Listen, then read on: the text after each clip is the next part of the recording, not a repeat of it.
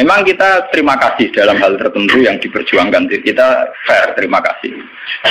Tapi bahwa kemudian saat kelompok itu melawan mayoritas mainstream Islam di Indonesia kayak NU Muhammadiyah, itu mereka punya semangat itu baru berapa hari.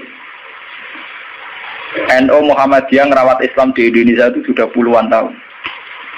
Mereka merawat Islam dengan semangat baru beberapa hari. Mungkin bapak mereka belum sholat, karena mereka kuliah, ngerti berita tentang Israel, atau ngerti berita tentang kemungkaran, kemudian menjadi ekstrim. Jadi cara bahasa kasarnya berapa hari mereka mengenal Islam. Sudah hanya 1-2 kebenaran yang diperjuangkan, mereka anti sama kebenaran sudah jalan lama, yaitu kebenaran yang ditanamkan leluhur kita.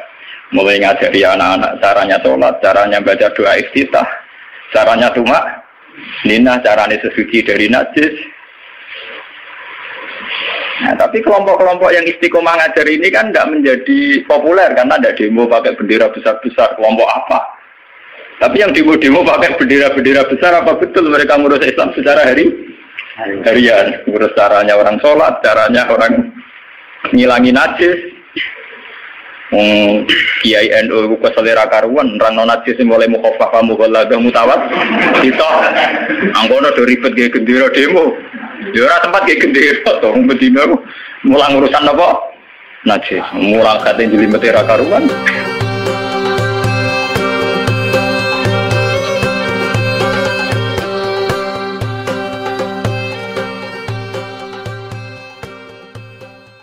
Bismillahirrahmanirrahim. Ini kalau terangkan, terus ini terus ngaji ini, sing teng Bukhari.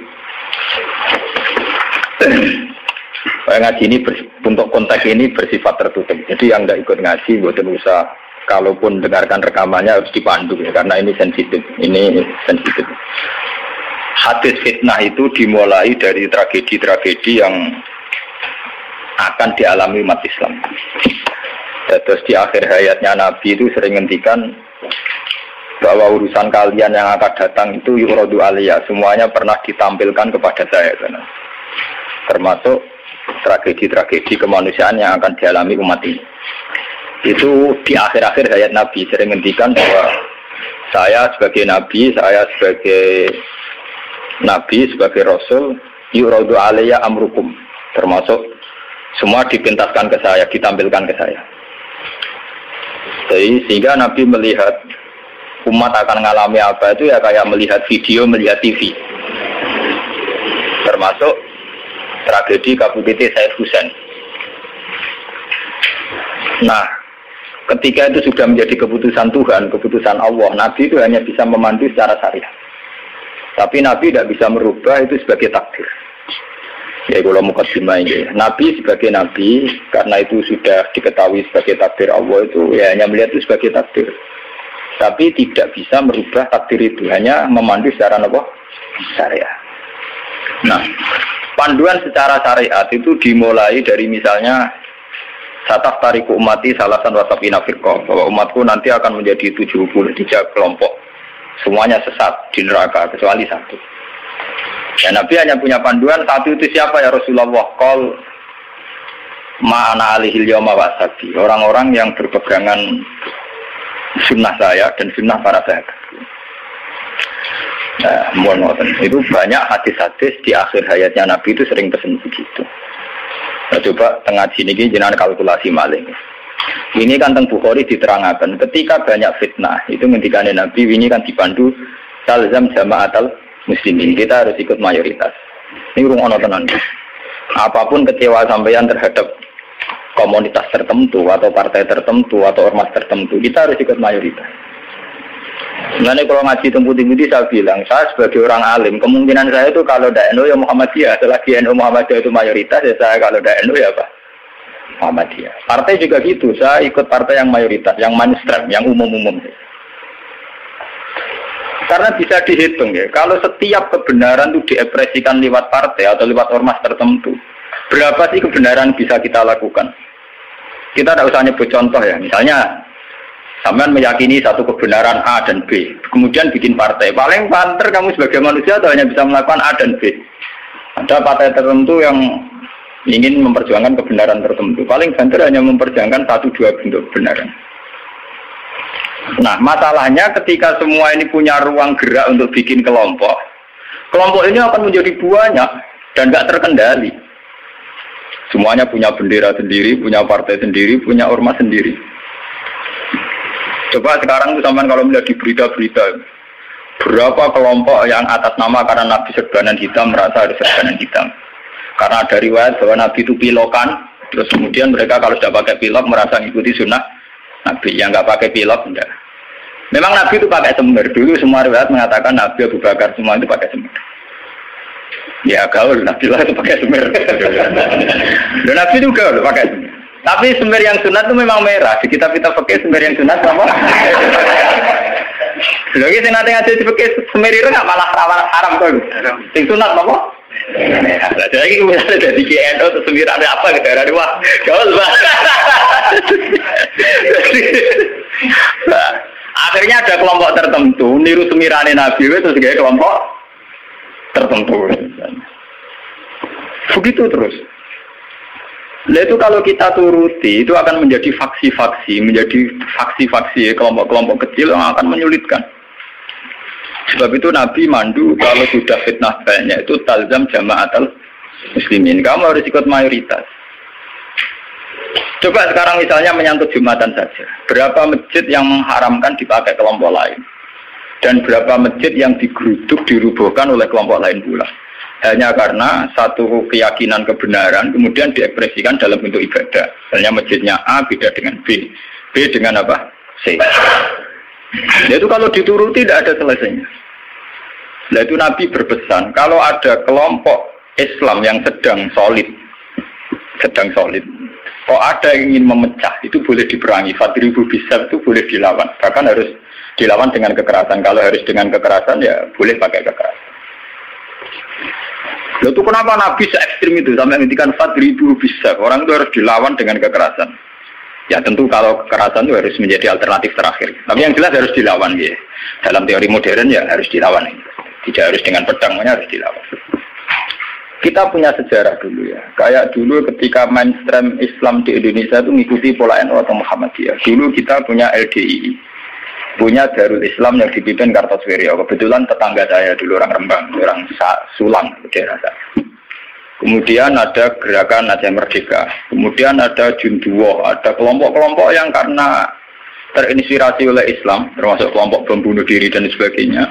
Kemudian mereka menjadi firqah hanya karena meyakini satu dua kebenaran yang ingin diperjuangkan. Tapi kelompok ini kan tidak mayoritas terus risikonya kan kurang komunikasi, kurang konsultasi, kurang silaturahim dengan kelompok lain. Nah itu repot.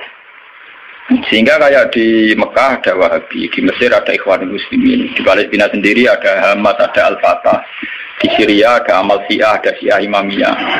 Di Indonesia sendiri semenjak era kebebasan berbagai front-front ya banyak sekali. Semuanya mengatasnamakan apa? Islam. Memang kita terima kasih dalam hal tertentu yang diperjuangkan. Kita fair, terima kasih. Tapi bahwa kemudian saat kelompok itu melawan mayoritas mainstream Islam di Indonesia kayak NU Muhammadiyah, itu mereka punya semangat itu baru berapa hari.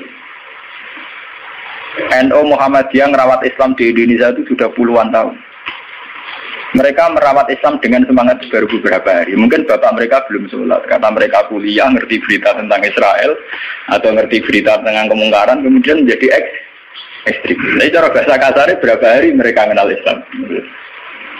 Sudah hanya satu dua kebenaran yang diperjuangkan, mereka anti sama kebenaran sudah jalan lama, yaitu kebenaran yang ditanamkan leluhur kita. Mulai ngajari anak-anak caranya sholat, caranya baca doa iftitah, caranya tumak Nina, caranya sesuci dari najis. Nah, tapi kelompok-kelompok yang istiqomah ngajar ini kan tidak menjadi populer karena ada demo pakai bendera besar-besar. Kelompok apa? Tapi yang demo-demo pakai bendera-bendera besar, apa betul mereka ngurus Islam secara harian? Ngurus caranya orang sholat, caranya orang ngilangi najis. Kiai NU ku selera karuan orang non najis mulai mukhafafah mughalladah mutawat kita angkono do ribet ge gendera demo ya ora tempat ge gendera to bedino mulang urusan apa najis. Mulang kate jelimet ra karuan. Ana mutada mutamayiza, mukhayyirah takhayyirah sampai mbono sing damun akhlak aqua ambek ora aqua. Iku entek energi menapa? Entek. Nah itu dulu fenomena kelompok itu kata Nabi secara syariat itu dipandu. Kamu harus ikut mayoritas kata Nabi. Ketika banyak fitnah kamu harus ikut mayoritas. Mun tak niki dihitung. Ini ngaji tenan gitu. Tapi ini tertutup ya, artinya ngaji. Zaman hitung mawon. Kalau partai-partai atau ormas banyak itu kita turuti atas nama ideologi tertentu atau atas nama visi tertentu. Oke lah, atas nama visi tertentu orang sah bikin partai, bikin ormas. Tapi mereka secara realistis karena minoritas itu apa sih yang bisa diperbuat dari kelompok minoritas? Sudah gitu, secara teori modern kalau dia ada jabat namanya oposisi. Sudah oposisi ganti duit cilik. Paham ya? Oposisi ganti duit napa? Cilik. Ngurusi vaksinnya dewe kebingungan urung ngadepi sebuah negara. Itu mendingan umat Islam itu ikut mayoritas, yaitu bagian dari negara. Sehingga peralatan negara dengan sendirinya juga peralatan Islam. Sama saya hitung ya. Kalau nanti ngaji bolak-balik kalau hitung, ini rumah tenan hitung di penggali. Kalau umat Islam itu ikut umumnya orang, ada yang jadi tentara, yang jadi polisi, yang jadi pedagang, ada yang jadi pengusaha, ada yang jadi miskin, ini rasa tidak ada jadi. Kalau itu tidak usah proses penjadian, tidak jadi sendiri. Lama. Karena itu mengakui Islam yang hanya bunyal Islam ala khamsin. Ini rumah tenan ini ngaji. Saya bertaruh betul. Saya bertanggung jawab di depan Allah. Kalau mereka mengikuti Islam dengan kaidah Nabi saja, itu hanya bunyal Islam ala khamsin, bahwa Islam itu dibangun atas 5 hal, yaitu syahadat la ilaha illallah wa anna Muhammadar Rasulullah wa iqamis shalat wa ita'iz zakat wa shaumi Ramadan wa hajjil baita man istata'a ilaihi sabila. Itu tidak menerangkan partai politik, juga tidak menerangkan sebuah bentuk negara, juga tidak menemukan formasi negara, formula sebuah negara. Itu enak. Artinya enak itu misalnya kalau misalnya kayak Rukin Madun mau dibunuh orang Israel karena bagian dari bangsa Indonesia, negara wajib melindungi atas nama dia bagian bangsa Indonesia. Karena dia ngakui konstitusi negara, dia warga yang baik. Maka ketika Rukin Madun mau diculik Israel, itu negara harus melindungi dengan peralatan negara. Itu beda dengan kalau Rukin Madun gaya faksi tertentu, anti negara, negara balanya Amerika. Dia ini gaya faksi tertentu anti Israel. Gaya bambu runcing dewe, gawe senjata rakitan, terus digo nyerang Israel. Itu kalau diserang Israel, itu negara harus tanggung jawab. Toh kamu tetap kalah karena minoritas. Kalau ini pas ngaji tentang Demak, tentang kanca-kanca sing derek kula omong. Kita secara ideologi bersimpati ya sama kelompok-kelompok yang melawan kebatilan. Tapi kalau kelompok itu kecil dan beda dengan negara, itu resikonya negara harus tanggung jawab. Ya kan kita cerita ilmiahnya saja. Ini bukan menyalahkan siapa-siapa. Kita cerita ilmiahnya saja. Banyak faksi-faksi kecil kayak kasus di Sudan, di Khartoum, di Darfur, di Rwanda, di Kenya. Itu sama kalau melihat berita di Kenya, di mana itu yang sering ada penculiknya itu yang Somalia ya. Somalia. Kelompok-kelompok kecil ini kan bikin satu faksi yang anti negara. Terus mereka atas nama kebenaran yang diyakini bikin gerakan tertentu. Hamas juga beda dengan Al-Fatah sebagai penguasa, yaitu karena presidennya dari kelompok apa? Fatah. Itu untuk menghadapi musuh itu repot karena dia tidak dihitung sebuah negara, tapi dihitung sebuah kelompok. Tapi kalau para kiai itu ikut bagian dari negara, itu yang harus melindungi negara. Sehingga dengan sendirinya, kalau kita bagian dari negara kayak Rukin Madun ya ikut punya Kodam Brawijaya, ikut punya Kodam Diponegoro, ikut punya Pangdam Jaya. Karena negara harus melindungi rakyatnya dan itu rakyat yang sah karena tidak rakyat yang mau bikin kelompok yang anti negara. Jadi hitung-hitungan strategis. Sebab itu sejarah Wali Songo itu tidak ada yang tidak mengakui sistem negara. Dulu ketika Sunan Ampel itu dapat Ampel Denta itu bagian dari Majapahit. Ketika beliau ingin bikin negara juga mengakui sistem pola negara, yaitu pola negara saat itu harus dipimpin seorang raden sehingga Sunan Ampel tidak nyuruh wali-wali yang lain tapi nyuruh Sunan Raden Sinten Fatah. Begitu terus zaman Basim Asy'ari juga ikut Masyumi. Ngakui proses bernegara secara konstitusional. Sehingga Basim ya ikut Masyumi saja. Ke kelompok bagian dari negara. Dulu ketika era Soekarno ya ada kabinet K4 termasuk NU.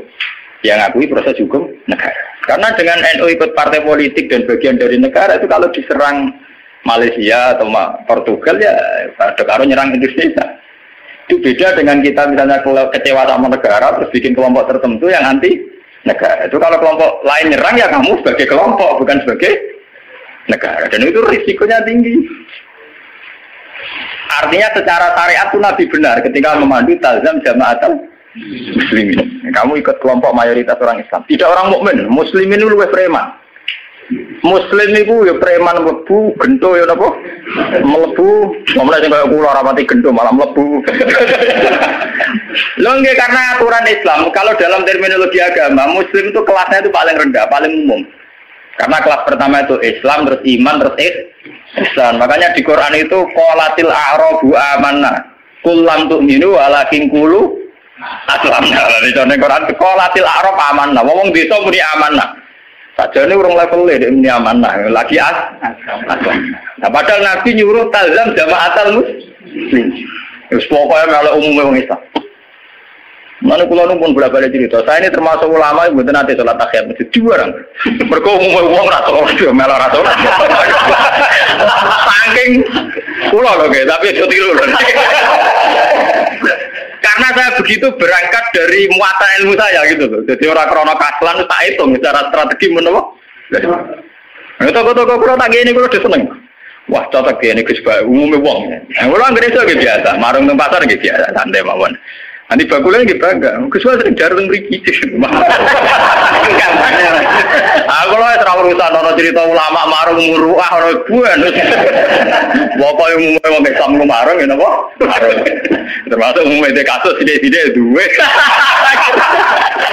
Akhir gak temen-temen.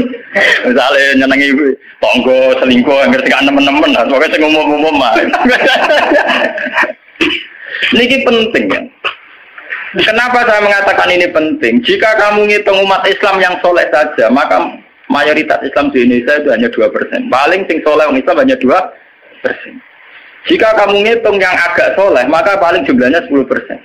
Coba kalau kamu hitung, pokoknya yang ber-KTP Islam, maka jumlah kita bisa 80%.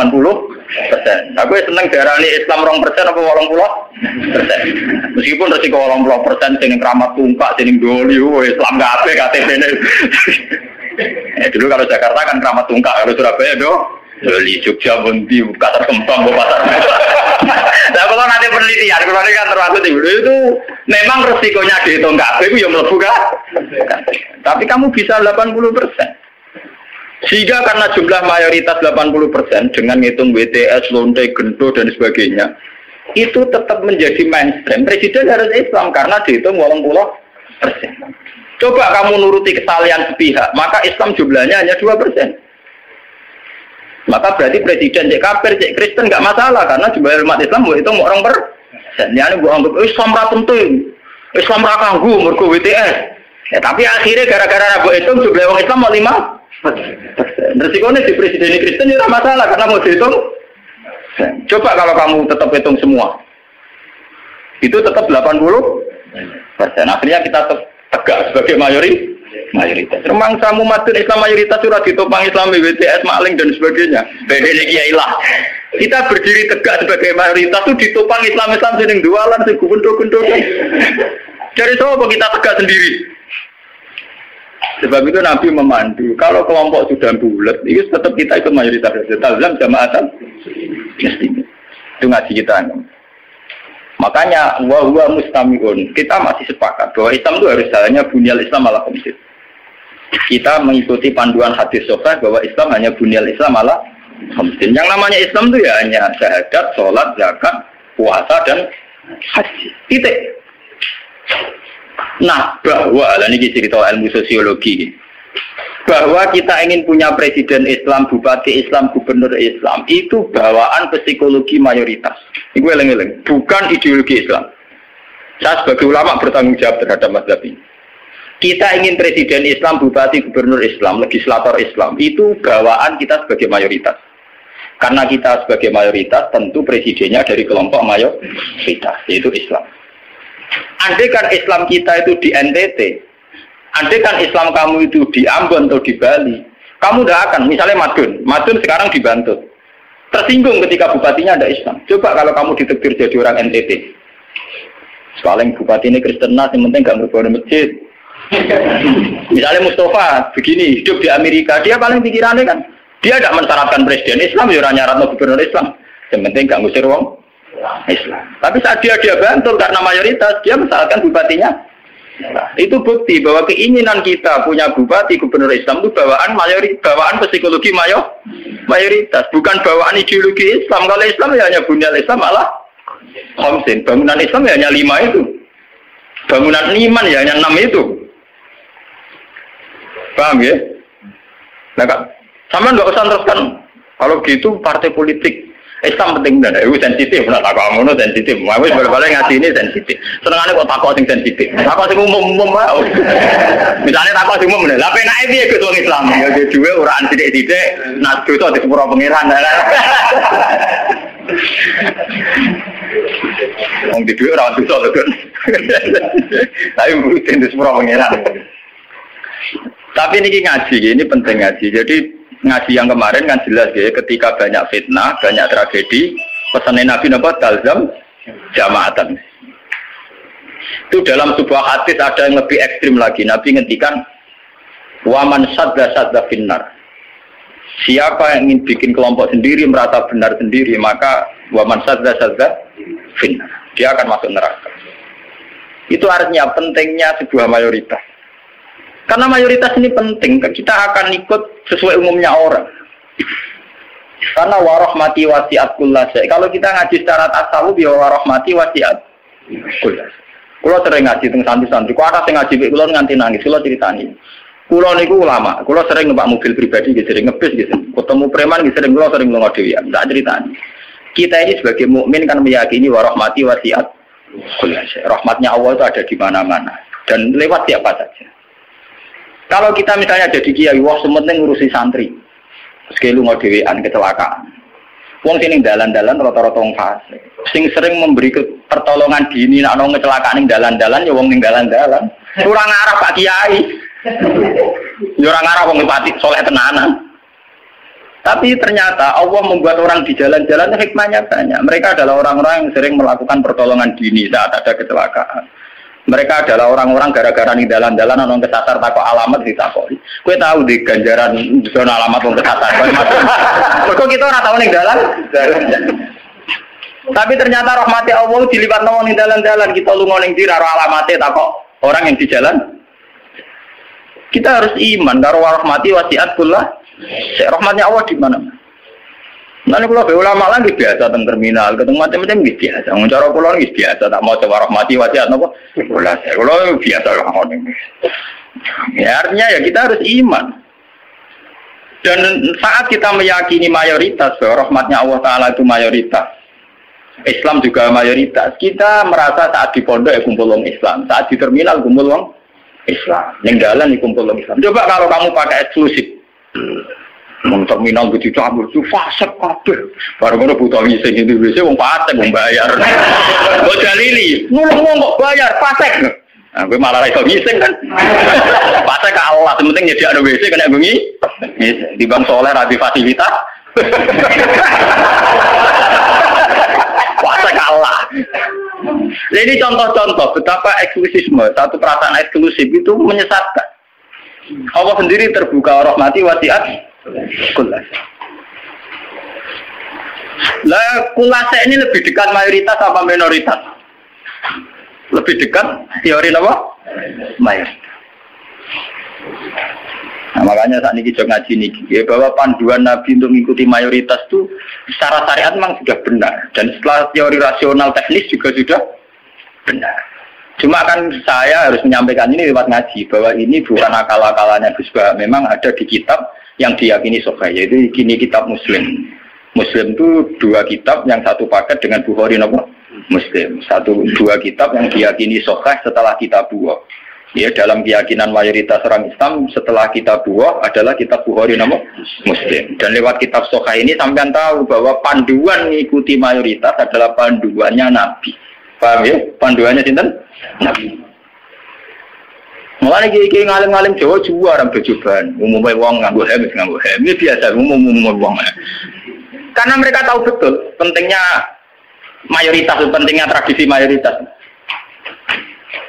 Mereka jarang orang-orang alim mau memaksakan jubahan, maksudnya paling kadang-kadang Jumatan bin macam, tapi ini kemauan ya orang tertentu, jubarang gitu, semua ngalim. Narapati ngalim kata, tapi jubarang mau dapat terus, mau ngalim-ngalim kali beru mesti biasa-biasa lah. Mana? Terkuat ya, tenang. Saya ngomong-ngomong apa? Mau terus akan sana ini lah. Ketika kebenaran itu ternyata tidak sesuai dengan perilaku pejabat atau perilaku sebuah pemerintahan itu kayak apa? Nah ini terus babu wujubil ingkar ala lumara fima yukhalifu syarka wa tarki qitalihim ma sallallahu wa nahwi dzalik. Ini panduan bagaimana ketika kebenaran itu benturan dengan pejabat-pejabat yang korup, yang salah, dengan hukum-hukum pemerintahan yang salah itu gimana? Ini langsung kalau baca hadisnya. Bahwa saat demikian kita wajib ingkar tapi tidak harus perang. Kalau wajah. Haddatsana Haddad bin Khalid, haddatsana Hammam bin Yahya, haddatsana Qatadah anil Hasan, Ad-Dubbah bin Mihsan, an Ummi Salamah, anna Rasulullah sallallahu alaihi wasallam. Satakunu umara'u fata'rifuna wa tunkirun. Faman arafa bari'a wa man ankara salima. Walakin man radiya wa taba'a. Qalu afala nuqatiluhum qala la ma sallab. Ini panduan saat kita sebagai orang soleh ngadepi pejabat-pejabat yang nakal. Saat aku bakal ono sapa umaro, pira-pira pemimpin, pira-pira amir, pira-pira pemimpin. Pemimpin ini bisa pejabat, bisa pemimpin kultural, pemimpin ormas, wae pemimpin umaro jamu amir. Fatarifuna mongko kenal sira kabeh tapi watung kiruna lan ingkar sira kabeh. Kowe iso kenal tapi ya ingkar karena ya mungkin perilakune sing enggak bener. Faman arafa bari. Faman mongko te sapane wong arafa gelem kenal sapa man bari mongko bebas sapa man. Maksudnya kenal yo terus iso milah-milah mana yang baik, mana yang buruk. Waman te sapane wong angkara iku ingkar sapa man, salima mongko slamet sapa man. Kowe ra kenal bupati atau gubernur atau pejabat sing korup sing nakal. Iku sing ingkar selamat. Lah sing ra selamat sapa? Melane mati korupsi ini iku. Walakin man rodiya wa ta. Walakin man rodiya, tetapi nek sing ra selamat yo rido cocok wa ta ya anut wah cocok pintan ta. Mergo untuk bagi bagian. Satu rumah tuh biasa wae. Biasa wae perkara ngene ya. Walakin man rodiya napa? Wa ta. Lah ini antike Nabi. Beliau yaitu tadi ikut mayoritas. Nabi ditanya, "Qalu ketika kita melihat pejabat yang mungkar, yang enggak bener, afala nuqatiluhum? Ana ta ora merangi kita hum ing Umar? Napa boten diperangi mawon ya Rasulullah? Kudeta mawon." Wala dawuh sapa Nabi, "La ojo." La ojo. Masallah selagine mereka iso salat. Ini menunjukkan bahwa ini loh, ini hadis sahih bahwa ajaran Nabi untuk melihat kemungkaran itu tidak ada yang ajarannya itu disuruh revolusi pakai kudeta itu tidak. Apalah nuqatiluhum, jawab Nabi apa? Lah jangan. Apa tidak kita perangi ya Rasulullah? Jawab Nabi apa? Jangan. Tapi antike Nabi itu hanya punya syarat satu, lama sholat, selagi pejabat-pejabat itu masih sholat. Ini ngaji kelas tinggi, amun salah paham. Kenapa Nabi hanya minta syarat satu sholat? Bagi seorang Nabi, selagi dunia ini masih ada orang sujud kepada Allah, masih menjaga konstitusi agama yang berupa sholat, yang disembah masih Allah, itu masih normal. Mungkin pejabat itu punya kesalahan, dia korupsi, dia menggencet rakyat, dia apa. Tapi selagi dia sholat, kata Nabi itu tidak boleh revolusi. Nah itu kan menjadi misteri. Apa kira-kira alasannya Nabi kok hanya bersyarat lama sholat selagi masih sholat? Kemungkinannya dua. Kemungkinan secara teori ulama lagi. Secara teori ulama, kalau ulang lagi, ini sudah di luar teori sosiologi, teori demokrasi masalahnya. Ini harus pakai teori ulama. Kalau teori demokrasi kan kalau mayoritas protes dan sah secara pemilu ya sah dia jabat, yang minoritas menjadi apa? oposisi. Kalau dalam teori demokrasi kan gitu. Cuma kalau namanya teori demokrasi kan kalau satu Indonesia maling semua terus partai maling mayoritas ya yang jabat harus maling. Makanya kalau ingin BTS itu supaya legal, saya Indonesia jadi BTS bikin partai lonte itu kalau menang ya jabat. Karena yang dipakai demokrasi adalah suara terbanyak. Loh iya, resikonya demokrasi kan suara terbanyak harus dilegalkan mimpin kan. Kalau terbanyak gento semua ya harus. Makanya preman kemarin kalah sama jenderal kan dia kurang solid ya. Harusnya orang jadi preman dulu semua. Bikin partai preman kalau mayoritas ya harus ya jabat. Nah ini saya bicara tentang teori ulama. Kenapa Nabi mensyaratkan jangan kamu revolusi, jangan kamu kudeta selagi mereka masih sholat. Bagi seorang nabi, bagi seorang ulama, bagi seorang wali, selagi makhluk yang di dunia ini masih bertautan dengan langit, bertautan dengan Allah, berhubungan dengan Tuhan, itu masih dianggap normal. Masih dianggap apa? Normal. Bukan benar loh ya, normal. Karena ya wa ma khalaqtul jinna wal insa illa liya'budun. Makanya caranya harus sholat. Karena masih normal. Artinya seorang nabi itu tidak jagal-jagal amat ketika seorang yang nakal itu masih sholat. Seorang yang zina masih sholat. Karena masih sholat itu artinya masih ngaku eksistensi Tuhan. Artinya dia masih ngaku eksistensi apa? Tuhan. Kalau sudah fasik tidak sholat itu sudah tidak ngaku eksistensi Tuhan. Dia bisa kecelok komunis atau ateis atau apa saja. Lebih parah lagi. Itu kenapa sirinya, kenapa dosa syirik begitu tidak diampuni. Dianggap dosa terbesar karena memungkiri eksistensi apa? Tuhan. Selagi orang masih sholat itu ngaku eksistensi Tuhan. Ya teman saya ingin pikir. Nah tapi korupsi kan menyengsarakan rakyat. Korupsi itu menyengsarakan rakyat dalam konteks rakyat yang nggak punya ketahanan. Karena misalnya APBD dikorupsi bupati sehingga tidak ada pembangunan Bantul atau Sleman atau negara mana saja. Paling banter sarana umum yang terbengkalai. Tapi masyarakat yang punya ketahanan hidup secara baik, dia punya pertanian yang baik, punya perdagangan yang baik. Itu pejabat korupsi hanya dia dosa saja dengan Tuhan karena rakyatnya punya ketahanan sendiri. Makanya Nabi berpesan semua kesalahan itu dimulai dari masyarakat tidak punya ketahanan. Alaikum anfusakum la yadurrukum man dhalla idza tadid.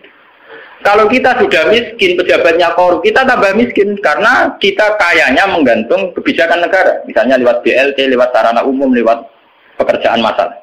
Tapi kalau kita sudah kaya, pejabat korupsi itu hanya salahnya dia dengan negara, tidak punya akibat ke kita karena kita sudah kuat. Jadi ya, pejabat korupsi itu salah, sampai dengan salah. Tapi jangan katakan bahwa korupsi sumber segala bencana, enggak. Sumber segala bencana adalah saat individu cara hidup tidak sehat, cara berekonomi tidak sehat. Ingat itu, dalam aturan Islam kullukum ra'in, bahwa kalian pemimpin pada diri sendiri. Saat diri sendiri kita tidak kuat, dengan kesalahan orang lain kita rentan. Bahkan saat tanpa dimiskinkan, kita sudah miskin. Kata siapa kalau pemiskinan negara ini karena salahnya Orde Baru? Madun ra usah ana sing miskin, miskin dhewe. Roken ra usah ana sing miskin. Idam Samawi ra usah dolim ning Roken wis kere. Berarti kekerean ini bukan kesalahan kebijakan pemerintah. Kesalahan SDM kita kan. Memang pemerintah ikut memperparah pejabat, tapi jangan katakan begitu. Wis kali-kali nyalahno awam dhewe kok. Kita ini tanpa dimiskinkan orang sudah miskin. Tanpa didolimi orang sudah terdolimi oleh perilaku kita sendiri, oleh pilihan hidup kita sendiri. Yang orang salah sing melarat kok melarat.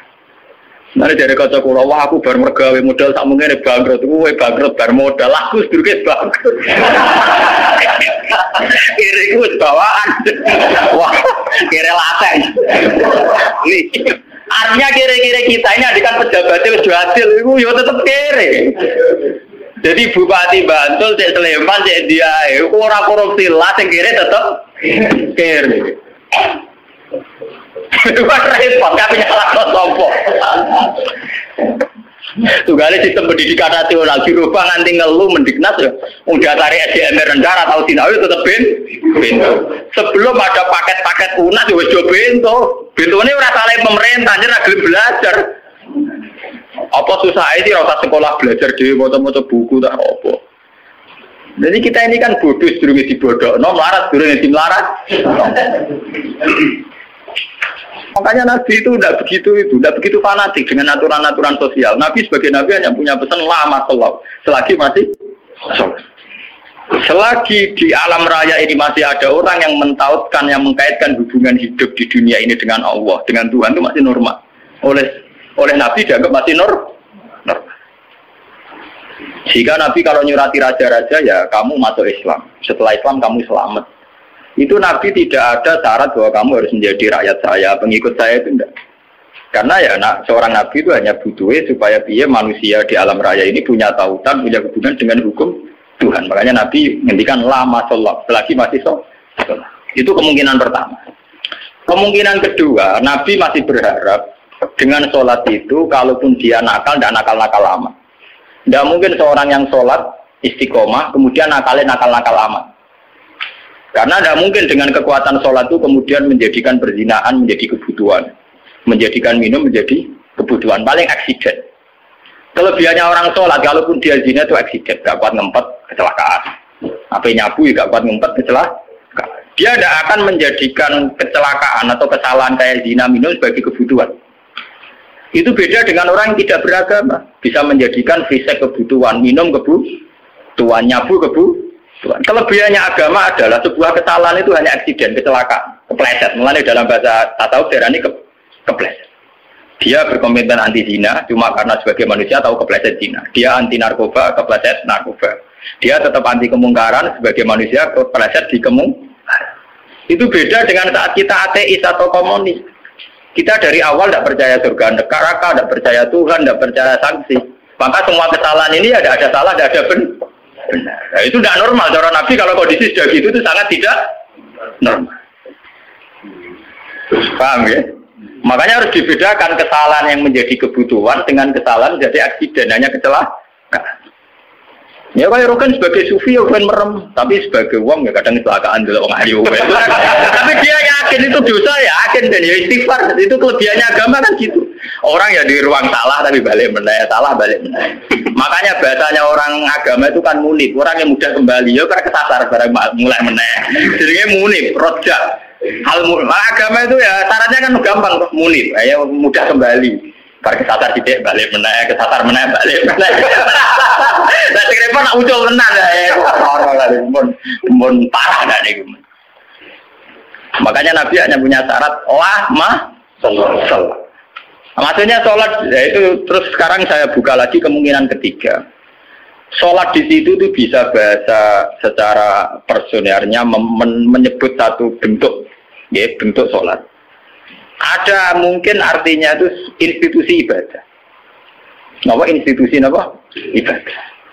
Selagi mereka masih membolehkan orang sholat atau selagi institusi agama itu masih boleh jalan. Karena kita hidup di negara macam-macam. Kalau di Indonesia presiden tidak sholat itu jelek. Coba kalau sampean warga Singapura atau sampean ditegur menjadi warga Thailand. Tentu kita sebagai muslim dipatani di Thailand hanya bersyarat yang penting pemerintahan tidak memberangus masjid. Yang penting pemerintahan tidak mengganggu aktivitas masjid. Makanya masalah saja artinya selagi tidak menghalangi institusi agama yang bernama sholat. Bisa saja pejabatnya itu tidak sholat. Kayak kita misalnya ditegur dari warga Thailand atau kita warga Singapura. Mungkin PM-PM-nya ada sholat, pejabatnya ada sholat. Tapi masalah bagi kita saat tidak sholat melarang orang sholat. Dan tidak menjadi masalah kita saat mereka ada sholat, tapi tidak melarang institusi sholat. Paham ya? Artinya selagi masih tidak menghalang-halangi institusi agama yang bernama sholat, itu kita tidak usah revolusi. Kecuali kalau sudah menghalang-halangi sholat. Makanya di Quran diterangkan, masalah perang itu harus kita lakukan ketika ada lahud dimat suami wa biya'u wa sholawatu wa masajidu yudkaru fiha smuwahi katsira. Itu hebatnya Quran. Jadi dari awal Quran itu ingin sekali gak ada perang, kecuali kalau simbol-simbol agama dihalang-halangi, dihanguskan. Makanya di Quran nonton ayat walau la tafwa hinna tabadhum dibadil lahud dimat suami'u wa biya'u wa sholawatu wa mata jita yuzkaru fi hasmuwahi katsira wa la yansurunallahu mayyan.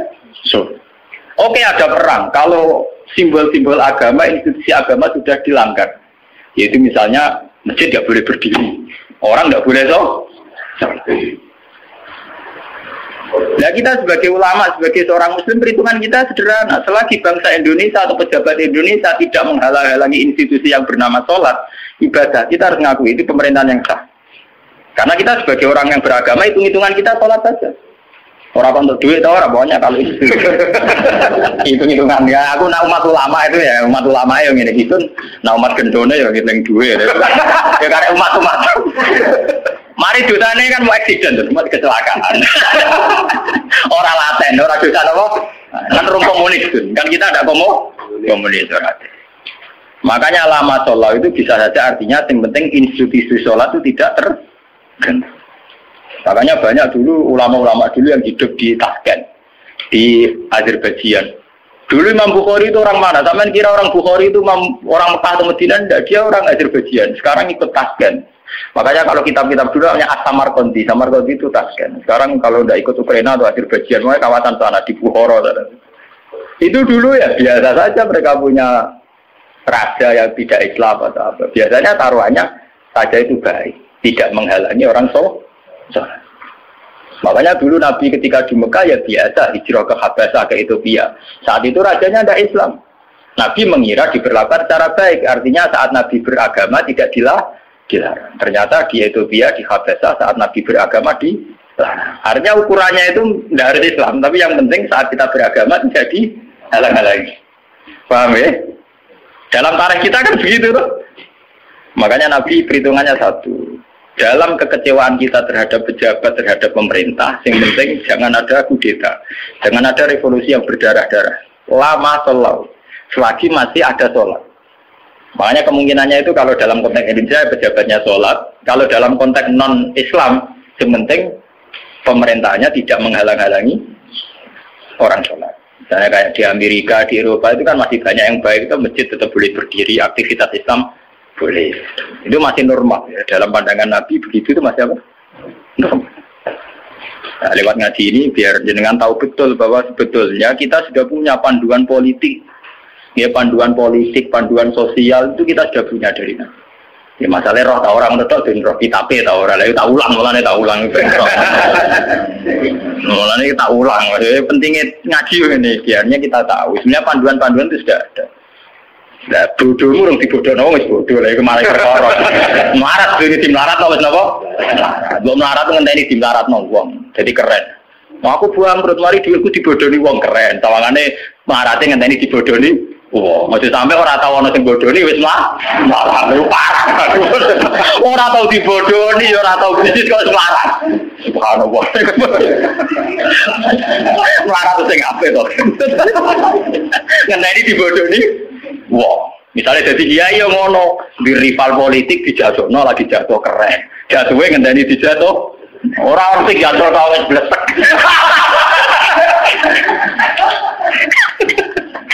Mau ya jatuh ngenteni sing jatuh no apa kan lumayan, tawangannya orang sing dikabing hitam. Mau bisa jadi kiai gara-gara disaingi ku terus ambles. Orang sing nyai kok ambles. Waduh. Mana jatuh sing terhormat, melarat atau sing sopan tidak urip. Jadi walakin marrodia wata. Kalau kode mater sopo sahabat apalah nukotidu. Mono orang merangi kita ing Umaro. Jabe Nabi kolala, gak usah revolusi, gak usah perang mah. Sallallahu alaihi wasallam. Al-Fatihah.